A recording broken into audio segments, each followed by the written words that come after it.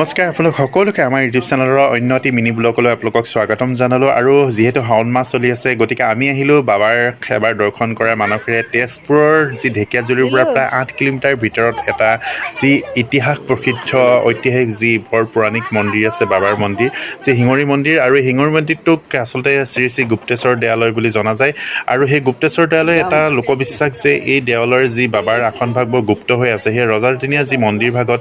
এটা পৌৰাণিক যি এটা প্ৰবাদ আছে বোলে তাত সেই মনৰ আশাটো যদি গুপ্তভাৱে আপুনি লৈ গৈ বাবাৰ আগত যদি কয় আৰু সেই মনৰ আশাখিনি বোলে পূৰণ হয় আৰু বাহিৰত দেখিছেনে কিমান গৰম তথাপি ভিতৰত কিবা AC লগাই থোৱাৰ নিচিনা ইমান ঠাণ্ডা ভক্তসকলক বাবাই চাগে নিশ্চয় চকু মুলি চাই ঠাণ্ডা কৰি দিছে আৰু আহি পালোহি এই জুইকুৰা দেখিছেনে ইমান গোটেই বছৰ যুগ ধৰিবলৈ ইয়াত এনেদৰে ধোঁৱা ওলাই থাকে আৰু এই বান্দৰখিনি দেখিছেনে বান্দৰখিনি ক'বই নালাগে কৈছোঁ নহয় হাততে আহি ফল খাইছে ইমান যে ভাল লাগিলে নহয় গতিকে সকলোলৈ ওম নমঃ শিৱায়।